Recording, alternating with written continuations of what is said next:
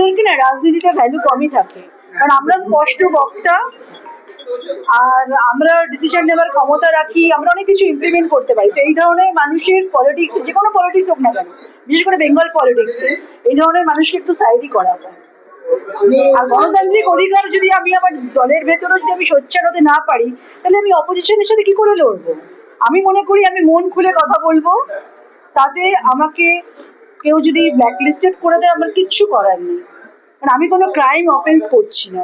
আমি পাবলিকের জনহিতে যা ভাবছি করছি, আর আমার ব্যাকহ্যান্ড বলে দেবে যে কখনো কিছু নেগেটিভ কোনো বাজে কাজ করেছি কিনা, কিচ্ছু খুঁজে পাবে না। সুতরাং খুব সেলফ কনসিয়াস থাকি যাতে আমার দ্বারা কোনো ভুল না হয়ে যায়। তো এভাবেই নিজেকে এতদিন পর্যন্ত এসছি।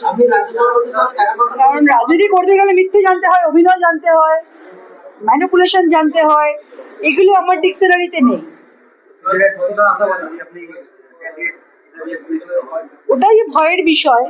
আমাকে যদি আজ 12-13 বছরে যদি একটা মন্ডলে জিএস করার জন্য যদি উপযুক্ত না মনে করে, ঠিক আছে, ছিলাম, মানে আমার কাজের কনসিস্টেন্সির জন্যই হয়তো আমাকে একটু একটু করে মাদারে নিয়েছে, জেলা মাদার থেকে আমাকে রাজ্যে নিয়ে নিল। তারপরে আমার মন্ডল ভাবলো না, ইনি তো 7 বছর ধরে ডোর টু ডোর কাজ করছেন একনিষ্ঠতার সাথে, তো পুরোটা টিম ছিল মানে আমার এগেনস্টে, কোনোভাবেই আমাকে উপরে উঠতে দেবে না।